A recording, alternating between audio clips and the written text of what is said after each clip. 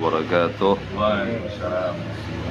Alhamdulillah wassalatu wassalamu ala Rasulillah Sayyidina Muhammad ibn Abdullah wa ala alihi wa ashabihi wa man wala wa la hawla wa la quwwata illa billah. Amma ba'd. Nawaitu ta'allum wa ta'lima wal ifadata wal istifadata wal hatta ala tamassuki bi kitabillahi wa sunnati rasulih wad dilalata ala al huda wad du'a ila al khairi limardatillahi wa tawabih. Bismillahirrahmanirrahim. Qala al-mu'allif rahimahullah wa nafa'ana bihi wa bi'ulumi fid dharaini amin ila an qala babul khumasi, bab yang menerangkan tentang hal-hal yang 5. Yang pertama, ruwiya 'anin nabi sallallahu alaihi wasallam, diriwayatkan daripada baginda Nabi Muhammad sallallahu alaihi wasallam. Al-Imam Ibnu Hajar Al-Asqalani menukil hadis daripada baginda Nabi Muhammad sallallahu alaihi wasallam, dan sanad beliau langsung bersambung kepada baginda Nabi Muhammad karena beliau adalah seorang ahli hadis, Ibnu Hajar Al-Asqalani.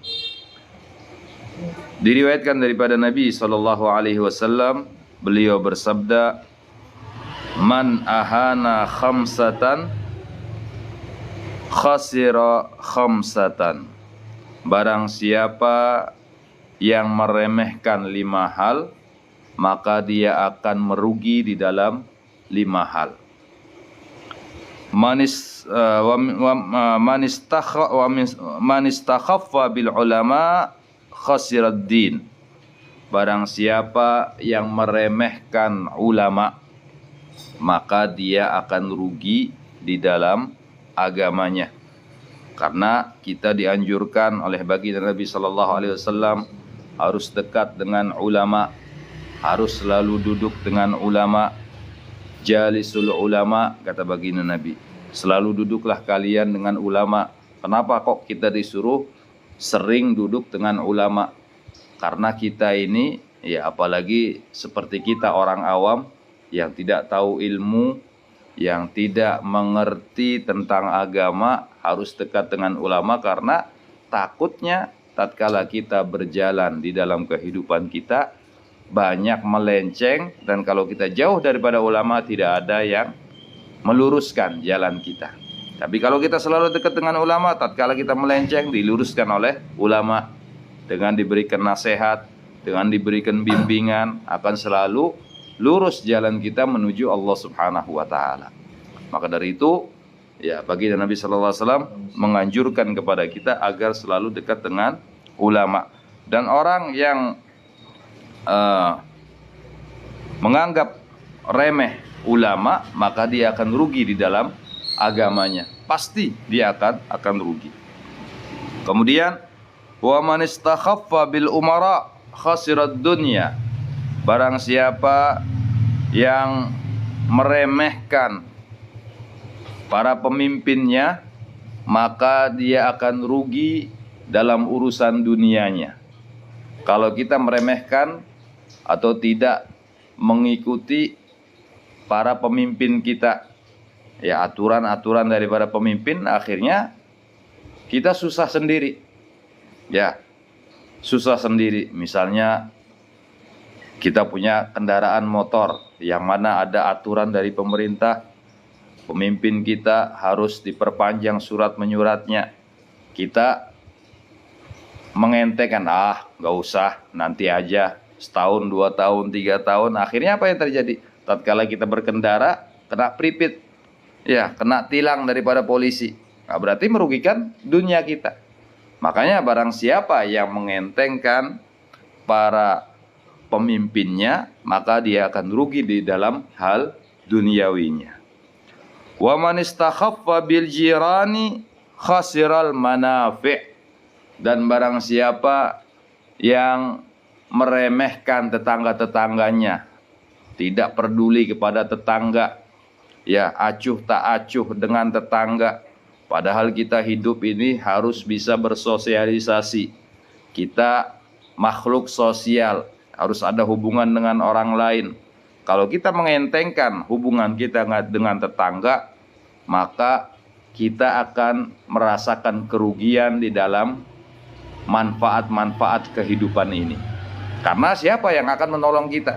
Kalau kita misalnya di rumah kita ya ada sesuatu kejadian yang kita tidak inginkan, kebakaran misalnya, kalau bukan tetangga siapa yang bakal nolong? Saudara kita mungkin jauh rumahnya, nggak bisa mungkin dia datang menolong kita dengan cepat. Yang paling cepat menolong kita adalah tetangga. Kalau ada musibah di rumah, ada kematian, siapa yang akan menolong kita terlebih dahulu, memberikan manfaat kepada kita? Mesti tetangga dulu yang akan menolong kita. Makanya barang siapa yang mengentengkan tetangga, maka dia akan rugi di dalam manfaat di dalam kehidupan tersebut.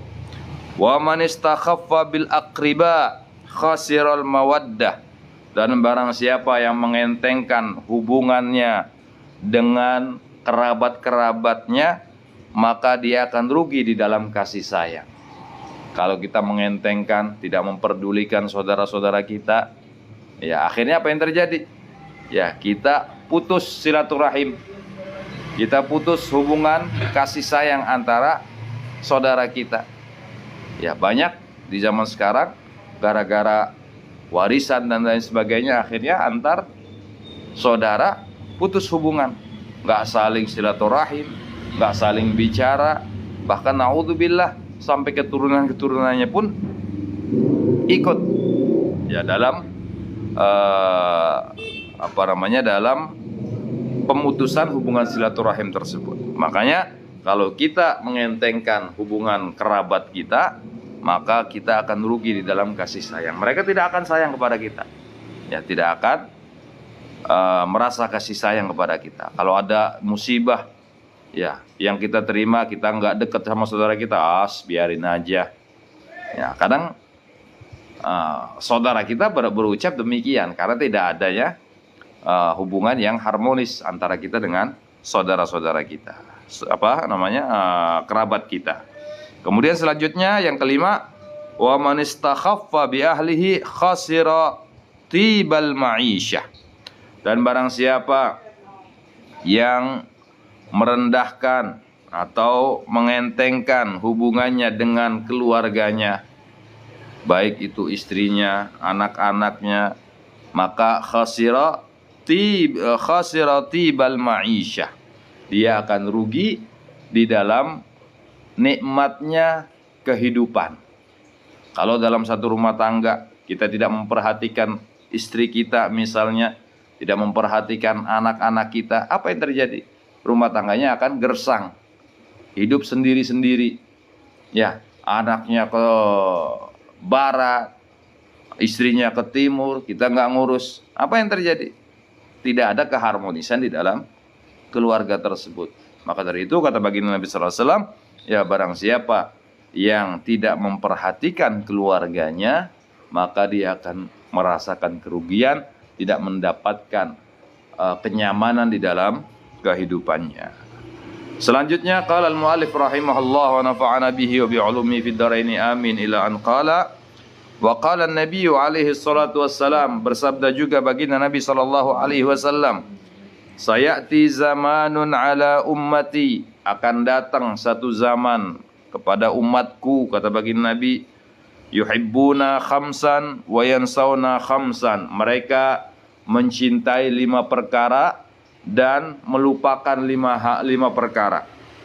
Yang pertama kata baginda Nabi sallallahu alaihi wasallam, yuhibbuna ad-dunya wa yansawna al-uqba, mereka umat Islam ini bakal terjadi nantinya ya cinta 5 hal dan melupakan 5 hal. Yang pertama, mereka akan cinta kepada dunia dan melupakan kehidupan akhirat.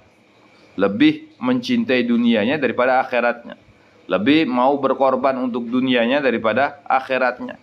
Lebih dia memilih dunia daripada akhiratnya. Lebih dia meluangkan waktunya untuk dunia ya, dan melupakan waktu-waktunya untuk membekali dirinya untuk kehidupan akhiratnya. Banyak, sekarang sudah banyak terjadi. Kadang orang belajar sampai punya titel dan lain sebagainya. Nah, akhirnya melupakan hal-hal yang berhubungan dengan agama.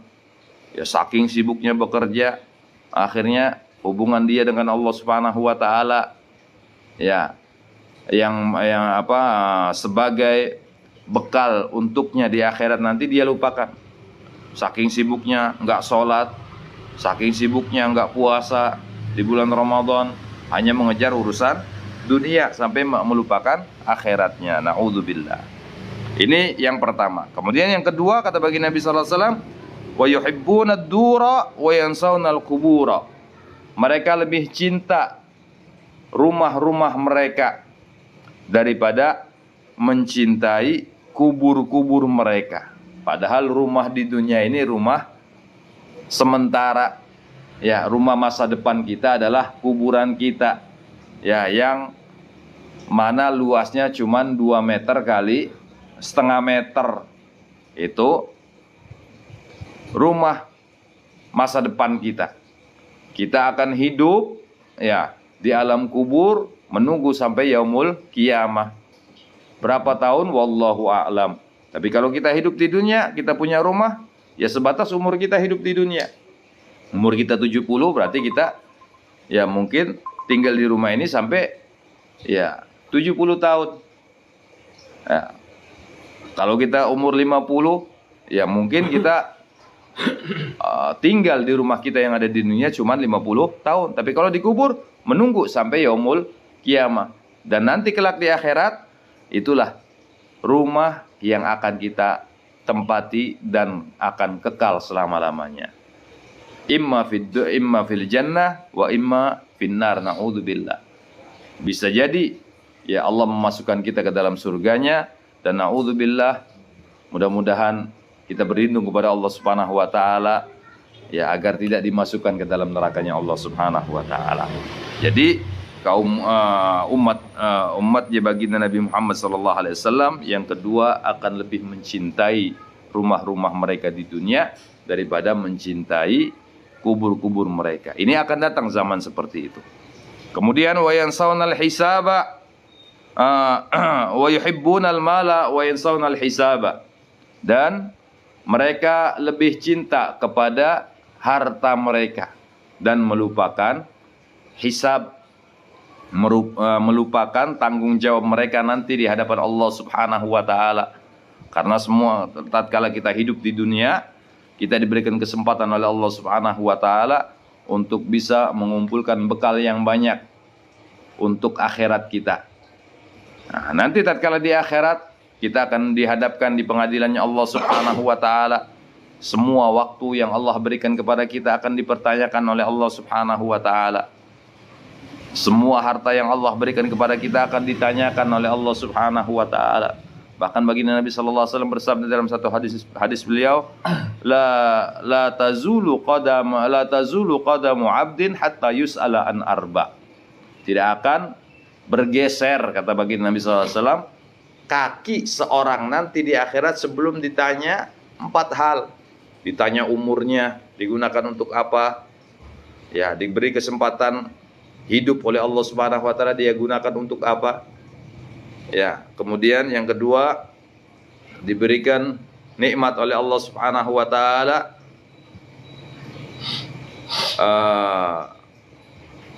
jasad, ya, digunakan untuk apa?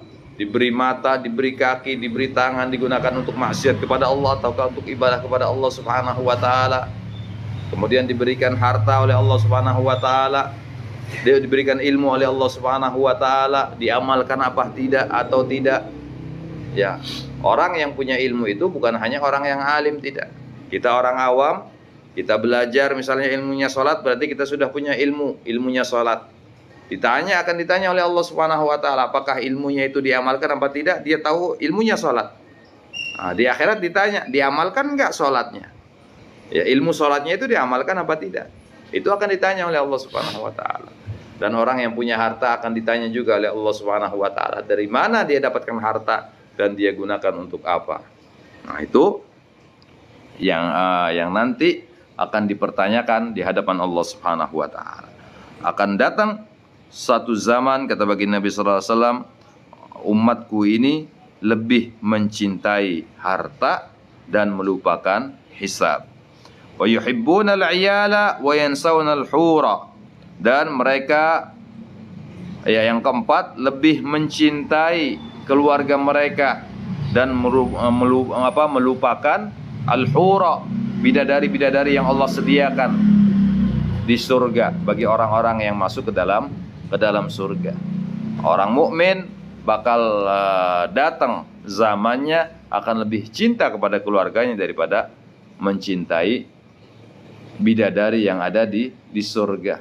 Sedangkan orang yang masuk surga disediakan 70 bidadari oleh Allah Subhanahu wa ta'ala. Seorang laki-laki yang masuk surga disediakan 70 bidadari oleh Allah Subhanahu wa ta'ala. Nah, ini akan terjadi hal demikian. Kemudian wa yuhibbuna nafsa wa yansawna Allah, dan mereka lebih cinta kepada diri mereka dan mereka melupakan Allah Subhanahu wa ta'ala. Ya, kalau dirinya lapar, dia makan. Tapi kalau ibadahnya kosong, dia tinggalkan. Dia enggak sholat, dia enggak puasa, yang dikejar perutnya, ya kebutuhan jasmaninya. Ya, dia melupakan Allah Subhanahu wa ta'ala, padahal ya Allah punya hak atas kita untuk disembah. Wa ma khalaqtul jinna wal insa illa liya'budun. Aku tidak ciptakan jin dan manusia kecuali untuk beribadah kepadaku, kata Allah Subhanahu wa ta'ala. Jadi akan datang satu zaman orang-orang daripada umatnya baginda Nabi Muhammad SAW, mereka lebih mencintai diri mereka dan melupakan Allah Subhanahu wa ta'ala. Hum minni bura'a wa ana minhum bari, kata baginda Nabi. Mereka semuanya aku lepas tangan, kata baginda Nabi, dari mereka. Aku lepas tangan dari mereka, kata baginda Nabi SAW. Itu bukan tanggung jawabku, kata baginda Nabi SAW. Wa ana minhum bari, dan mereka terserah apa yang mereka lakukan, kata baginda Nabi, dan aku tidak bertanggung jawab tentang apa yang mereka lakukan, kata baginda Nabi SAW. Tanggung jawab masing-masing nanti di hadapan Allah Subhanahu wa ta'ala. Baginda Nabi tidak akan memberikan syafaat kepada mereka. Ya, karena mereka sudah keluar daripada jalur-jalur yang diajarkan oleh baginda Nabi Muhammad sallallahu alaihi wasallam. Selanjutnya, qala al-muallif rahimahullah wa nafa'ana bihi wa bi ulum fid dharain amin. Wa qala an-nabiy alaihi salatu wassalam, masih dalam hadis baginda Nabi sallallahu alaihi wasallam. Bersabda baginda Nabi sallallahu alaihi wasallam, la yu'tillahu li ahadin khamsan illa waqad a'adda lahu khamsan ukhra. Allah tidak memberikan kepada seseorang itu 5 hal terkecuali Allah sudah menyiapkan baginya 5 hal yang lain. Jadi Allah memberikan 5 hal kepada seorang dan Allah juga menyediakan baginya 5 hal. La yu'tihi syukra illa waqad a'adda lahu ziyadah. Allah tidak memberikan kepada seorang hamba ya rasa syukur kecuali Allah sudah menyiapkan baginya tambahan daripada nikmat yang dia syukuri. Makanya Allah Subhanahu wa taala berfirman dalam Al-Qur'an, la in syakartum la azidanakum. Apabila kalian bersyukur, maka aku akan tambah, kata Allah Subhanahu wa taala. Bersyukur dengan apa yang Allah berikan kepada kita. Dapat duit 100.000, alhamdulillah, insyaallah esok hari ditambah oleh Allah Subhanahu wa taala. Yang penting ada rasa syukur di dalam hati kita. Syukur dalam hati kita mengakui bahwasanya apa yang kita dapatkan ini adalah pemberian Allah Subhanahu wa taala dan kita bersyukur, alhamdulillah semuanya ini pemberian Allah Subhanahu wa taala. Maka dengan hati yang ikhlas, dengan ucapan alhamdulillah daripada mulut kita, Allah akan tambah kenikmatan tersebut. Tapi kalau orang yang kufur nikmat, yang tidak mau bersyukur dengan nikmat yang Allah berikan, maka ingat kata Allah Subhanahu wa taala, inna adzabi lasyadid. Maka ya adabku sangatlah pedih, dan bisa jadi nikmat yang Allah berikan kepada orang tersebut akan dicabut kembali oleh Allah Subhanahu wa taala. Ya, maka dari itu Sayyidina Ali karamallahu wajhah, beliau pernah mengatakan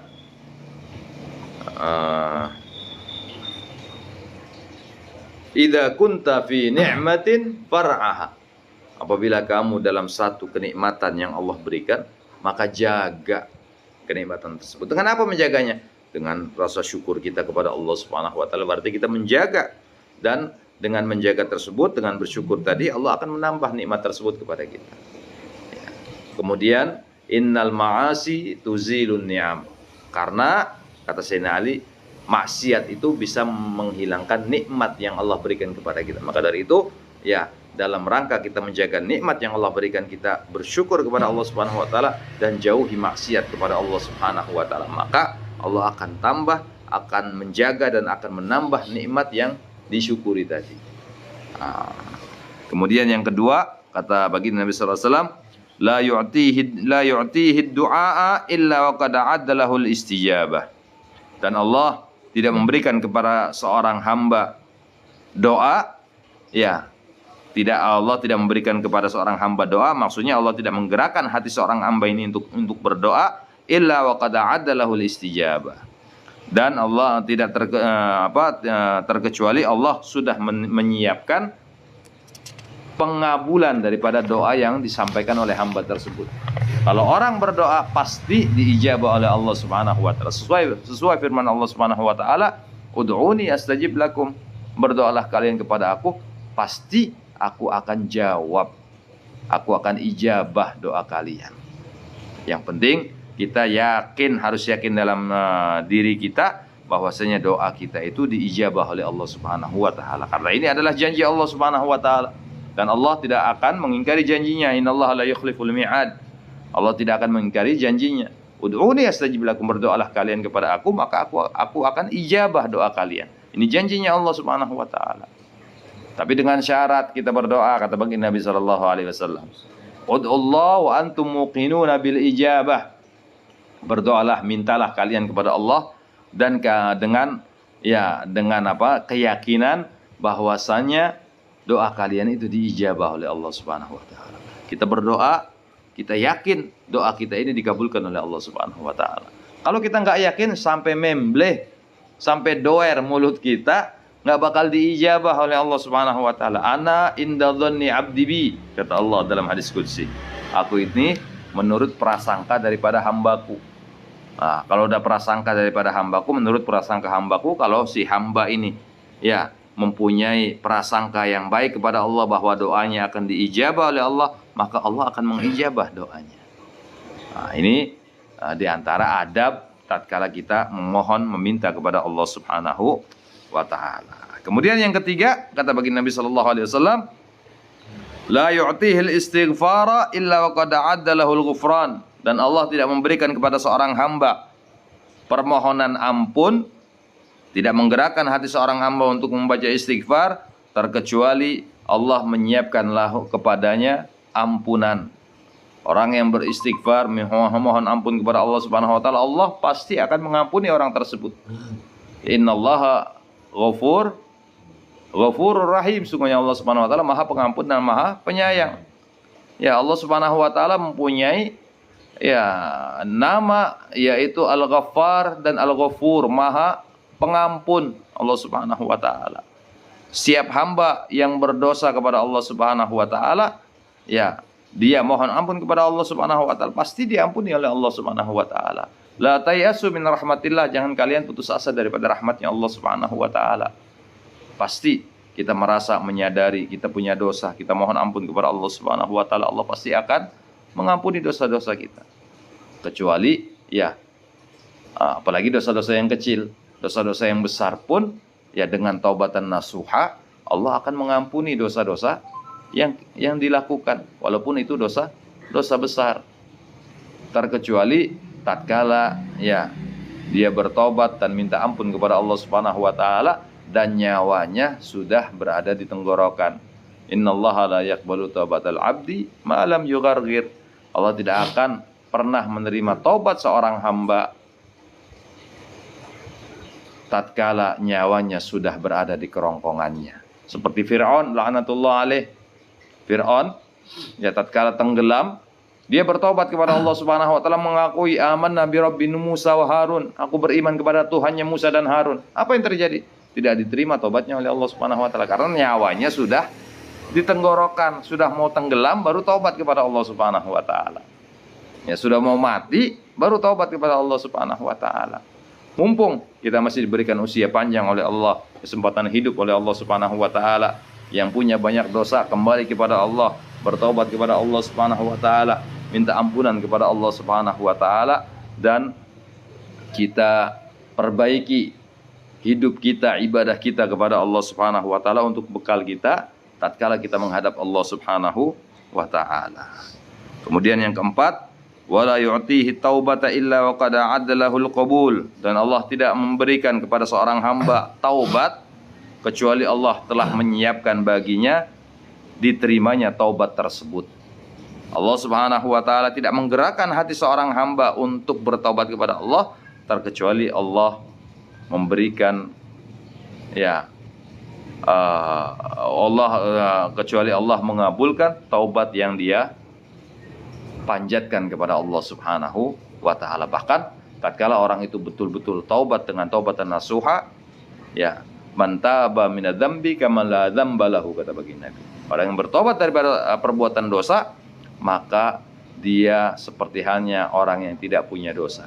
Dalam hadis lain, kayaumin waladathu ummu, seperti hari di mana dia dilahirkan oleh ibunya. Dalam keadaan suci, kalau orang itu betul-betul sudah bertaubat kepada Allah Subhanahu wa taala daripada perbuatan dosa-dosa yang dia lakukan. Bersih semuanya.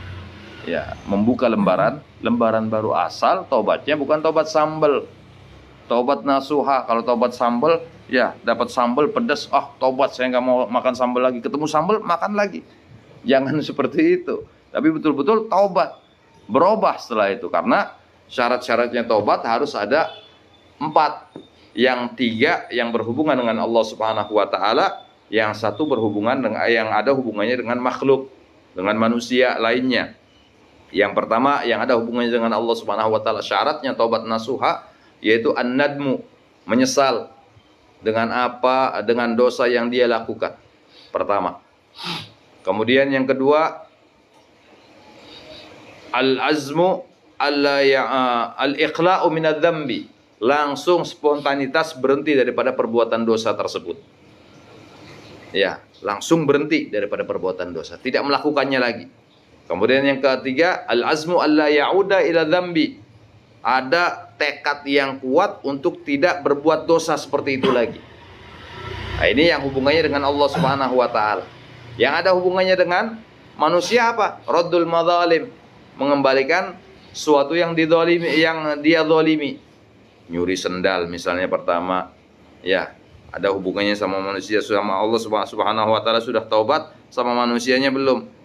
Taubatnya seperti apa agar diterima taubat kita oleh Allah Subhanahu wa taala? Sendalnya dibalikan. Pak, minta maaf, Jumatan kemarin sandal Bapak saya ambil di masjid. Saya bawa sendal jepit, pulang saya bawa sendal kulit misalnya, dibalikan. Nah, ini cara agar dosa kita sesama manusia pun luntur dan taubat kita diterima oleh Allah Subhanahu wa taala. Kemudian yang terakhir, kata Allah Subhanahu wa taala, kata baginda Nabi sallallahu alaihi wasallam, la yu'tihi shadaqatu illa wa qad adda lahul taqabbul. Dan Allah tidak memberikan seorang hamba sedekah, rasa ingin bersedekah, terkecuali wa qad adda lahut taqabbul, dan Allah sudah mempersiapkan baginya diterimanya sedekah tersebut. Jadi orang yang bersedekah maka akan diterima oleh Allah Subhanahu wa taala, dengan catatan sedekahnya karena Allah Subhanahu wa taala, ikhlas karena Allah Subhanahu wa taala, bukan karena ingin dipuji orang, bukan karena ingin berbangga diri dia sedekah. Kadang orang begitu, ada sedekah pengen dipuji orang, minta diumumkan. Padahal sedekahnya cuma 10.000, minta diumumkan.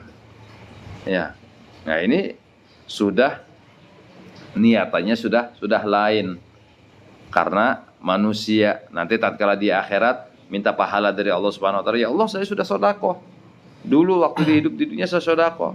Kata Allah Subhanahu wa taala, kamu sedekahnya karena saya atau karena mertuamu? Karena ingin dipuji oleh tetanggamu. Kalau ingin dipuji oleh tetanggamu, minta pahalanya sama tetanggamu, sama mertuamu itu. Jangan minta sama aku, kata Allah Subhanahu wa taala. Maka dari itu, ya saudara-saudaraku yang dimuliakan oleh Allah Subhanahu wa taala, ada 5 hal tadi. Allah Apabila sudah seorang hamba melakukan apa yang Allah tidak memberikan kepada seorang hamba 5 hal, kecuali Allah mempersiapkan 5 hal yang lain untuk hamba tersebut. Wallahu a'lam bishawab. Barangkali ada pertanyaan, nanti kita sambung setelah tutup daripada doa khatmul majlis.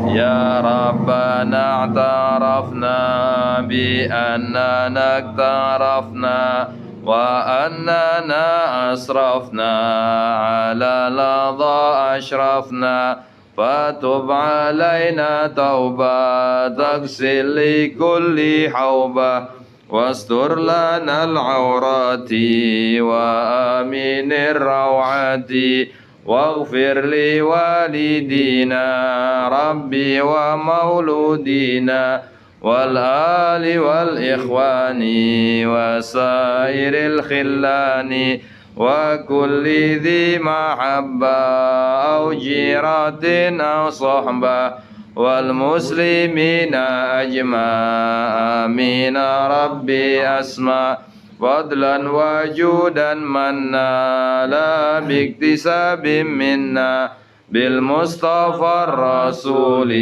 نهضى بكل سول صلى وسلم ربي عليه عد الحب وآله وصحبه عداد التش الصحب والحمد لله في البدء والتناهي ربنا انفعنا بما علمتنا ربي علمنا الذي ينفعنا ربي فقهنا وفقه لنا قربات لنا في ديننا مع الكتر وذكر ربي وفقنا وفقكم لما ترتضي قولا فعل الكرم وارزق الكل حلالا دائما وخلات يعلم نهض بالخير ونكفى كل شر ربنا اصلح لنا كل شؤون وقر برضامك العيون واقض عنا ربنا كل الديون قبل أن تأتينا رسل المنون رب اغفر واستر أنت أكرم من ستر وصلاة الله تغشى المصطفى من إلى الحق دعنا والوفاء بكتاب فيه للناس الشفاء وعلى الآل الكرام شرفا وعلى صحب المصاب الغرار اللهم اهدنا بهداك واجعلنا ممن يسره في رضاك ولا تولنا وليا سواك ولا تجعلنا ممن خالف أمرك وعصاك وحسبنا الله ونعم الوكيل ولا حول ولا قوة إلا بالله العلي العظيم صلى الله على سيدنا محمد وآله وصحبه وسلم الحمد لله رب العالمين والعفو منكم. Assalamualaikum warahmatullahi wabarakatuh.